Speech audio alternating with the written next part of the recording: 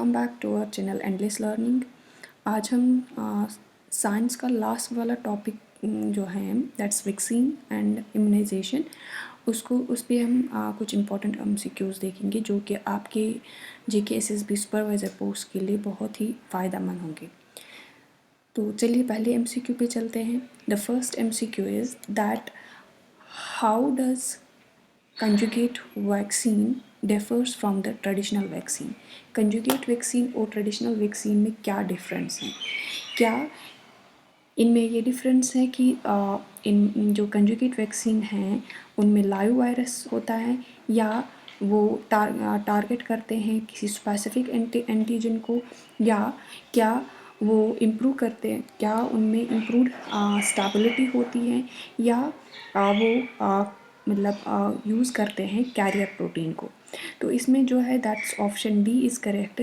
जो conjugate vaccine हैं वो डिफ़र करते हैं ट्रेडिशनल वैक्सीन में इसी तरीके से, क्योंकि वो लिंक करते हैं जो उसके एंटीजेंस होते हैं वो लिंक करते हैं अपने आप को कैरियर प्रोटीन के साथ, जिसकी वजह से जो इम्यून सिस्टम है वो अच्छे से इसको रिकॉग्नाइज करता है एंड देन मतलब उसको जो इम्यून सिस्टम से रिस्पॉन्स मिलता है दैट्स वेरी इफेक्टिव रिस्पॉन्स। और ये अक्सर आप देखोगे कि ये यंग चिल्ड्रंस में होता है। So option D is correct. The next question is how do conjugate vaccine work? ये कंजुगेट वैक्सीन्स जो हैं ये कैसे काम करते हैं? तो कंजुगेट वैक्सीन अगर आप देखोगे क्या ये काम करते हैं बाय यूजिंग वीकनेड पैथोजेंस या by using target specific antigens, या ये काम करते हैं by linking antigens to the carrier protein, या ये इम्यून मेमोरी को इन्हांस करते हैं। तो इसका जो करेक्ट ऑप्शन है दैट्स ऑप्शन सी, कि ये जो काम करते हैं दे आर लिंकिंग, जो मैंने पिछली वाली स्लाइड में भी बोला कि जो कंजुगेट वैक्सीन हैं ये लिंक करते हैं antigens from pathogens to carrier proteins, जिसकी वजह से फिर जो इम्यून सिस्टम है इसको अच्छे से रिकॉग्नाइज करता है एंड ये ज़्यादातर छोटे बच्चों में जिनका इमैच्योर इम्यून सिस्टम होता है वहाँ पे काम करता है। ठीक है, so option C is correct. Then the next question is how do inactivated vaccines work? जो inactivated vaccines हैं वो कैसे काम करते हैं? मतलब क्या वो मतलब काम करते हैं by using the live viruses, या वो काम करते हैं बाय वीकनिंग द वायरसेस, या वो पहले किल करते हैं वायरसेस को उसके बाद काम करते हैं, या बाय यूजिंग सिंथेटिक वायरसेस। तो करेक्ट ऑप्शन जो है वो पहले मतलब जो इनएक्टिव वैक्सीन्स हैं वो पहले किल्ड वैक्सीन्स होते हैं, हम बॉडी में मतलब इंजेक्ट करते हैं, तो वो फिर मतलब हमारे इम्यून सिस्टम को स्ट्रॉन्ग बनाते हैं। ठीक है, then the option C is correct. Okay, so the next question is how does the vaccine prevent disease? जो ये वैक्सीन है ये डिजीज़ को कैसे प्रिवेंट करते हैं? क्या ये प्रोवाइड करते हैं एंटीबॉडीज़, क्या ये स्टिमुलेट करते हैं इम्यून रिस्पॉन्स को, या ये डिस्ट्रॉय करते हैं पैथोजेंस को, या ये प्रमोट करते हैं एंटीबायोटिक रेजिस्टेंस को? तो इसका जो करेक्ट ऑप्शन है दैट्स ऑप्शन बी, क्योंकि जो वैक्सीन्स हैं वो प्रिवेंट करते हैं disease by stimulating our immune system, ताकि वो रिकॉग्नाइज और रिस्पॉन्स दे किसी भी स्पेसिफिक जो पैथोजन होगा लाइक वायरस या बैक्टीरिया होगा, वो बाय प्रोड्यूसिंग एंटीजेंस और मेमोरी सेल्स जो वो प्रोड्यूस कर रहे हैं, जो फिर प्रोटेक्ट करते हैं इन फ्यूचर हमें इन इन्फेक्शियस डिजीज़ से। ठीक है, तो so next question is what's the common side effect of vaccination? जब भी हम वैक्सीनेशन करते हैं तो इसका कॉमन साइड इफ़ेक्ट क्या होता है? आप लोगों ने सुना होगा कि जब भी हम बच्चे को या किसी को वैक्सीनेशन देते हैं तो उसको डॉक्टर्स जो होते हैं वो उसको इंस्ट्रक्ट करते हैं इसको फीवर आएगा। ठीक है, तो इसीलिए यहाँ पे ऑप्शन ए करेक्ट है कि कॉमन साइड इफ़ेक्ट जो वैक्सीनेशन का है दैट इज़ द फीवर। ठीक है, उसके बाद next question is what is herd immunity? Herd immunity हम किसको कहते हैं? क्या ये इम्यूनिटी है जो लाइव स्टॉक की इम्यूनिटी है? क्या ये किसी सिंगल इंडिविजुअल की इम्यूनिटी है, या ये किसी पर्टिकुलर कम्युनिटी की इम्यूनिटी है, या इसको हम लेते हैं it's the immunity of an ecosystem. ठीक है, तो अगर आप देखोगे कि हर्ड इम्यूनिटी जो है इसको अक्सर दूसरे नाम से भी कहते हैं, that is the community immunity. ठीक है, तो दैट मीन्स ऑप्शन सी जो है वो करेक्ट ऑप्शन है कि ये कम्युनिटी की इम्यूनिटी है। ये तब होती है जब मतलब जो कम्युनिटी में रहने वाले पॉपुलेशन जो है, तो उनमें से हाई परसेंटेज जो पॉपुलेशन की है वो वैक्सीनेटेड होगी, और वो प्रोवाइड करते हैं indirect protection from the those who are not vaccinated, और जिनको मतलब ये मतलब डोजेज या कुछ नहीं मिले होंगे। ठीक है, so next question is what is the primary advantage of inactivated vaccine? जो इनएक्टिवेटेड, क्योंकि हम वैक्सीन्स जब भी करते हैं तो वो इनएक्टिवेटेड ये पैथोजेंस होते हैं, तो उसका प्राइमरी एडवांटेज क्या है? क्यों हम इनएक्टिवेटेड वैक्सीन्स देते हैं?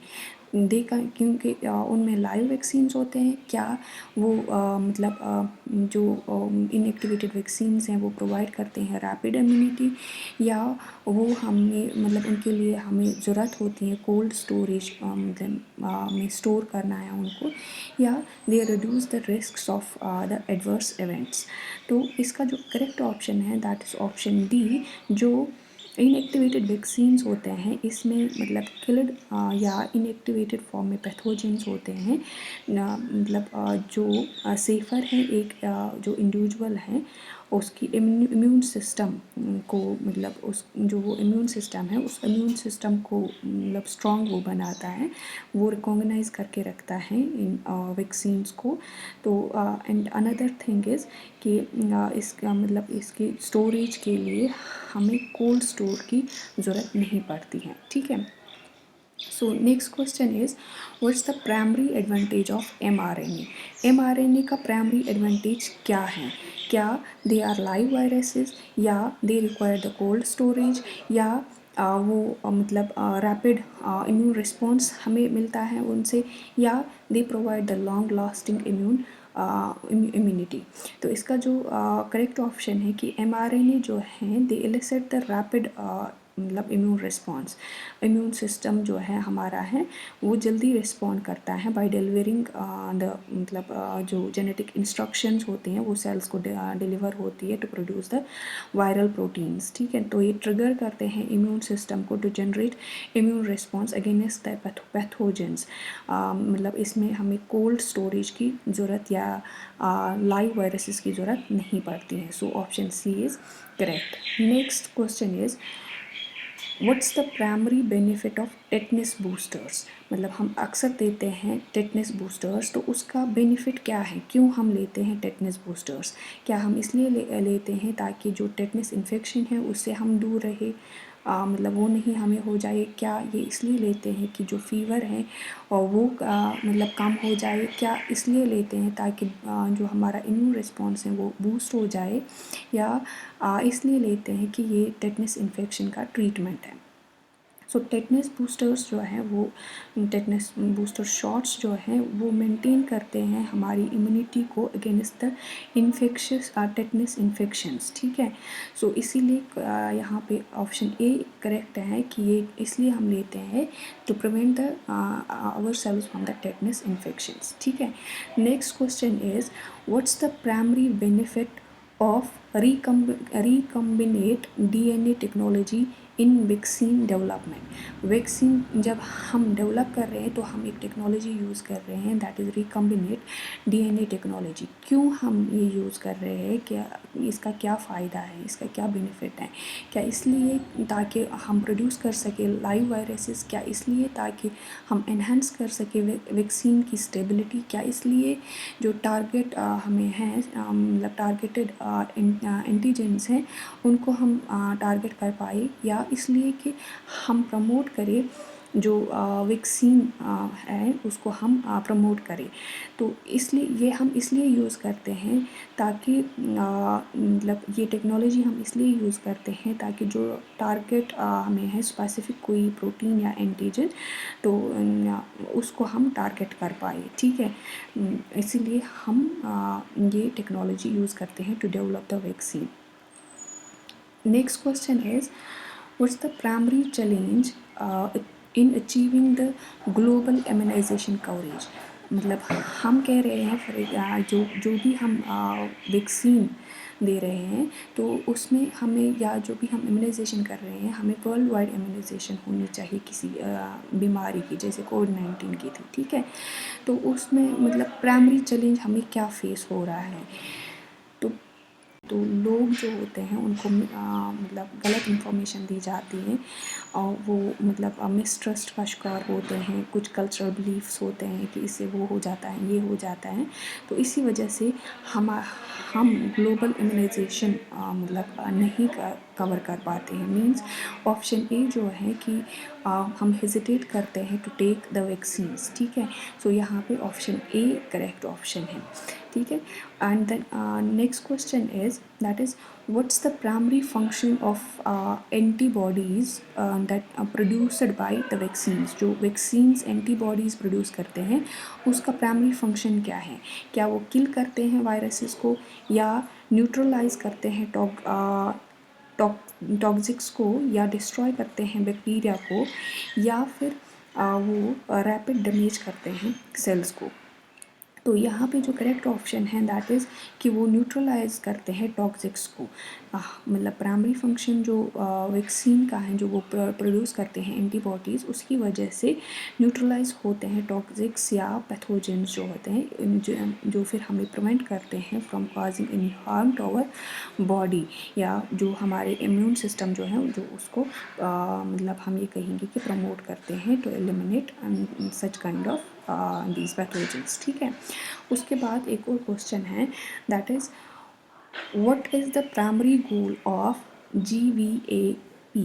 GVAP means global vaccine action plan. इसका प्राइमरी गोल क्या है? क्या इसका प्राइमरी गोल है कि जो मतलब वैक्सीन अवेलेबिलिटी हैं वो बढ़ जाए, या to eradicate the vaccine preventable diseases, या to promote the alternative medicines than the vaccines, to promote the spread of misinformation जो हमारी पॉपुलेशन में होती है। इसका जो प्राइमरी गोल है that is to eradicate the vaccine preventable disease, ठीक है।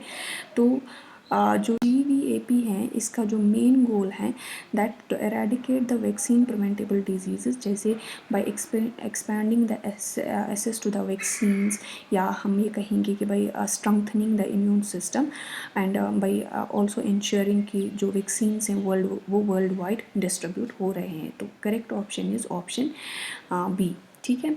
सो this is all about today's lecture. I hope you have liked this video. Share this video with your friends who are preparing for the supervisor post exam, and also if you are new to our channel, do subscribe to our channel for upcoming content. Thank you very much for watching this video. God bless you. Happy learning.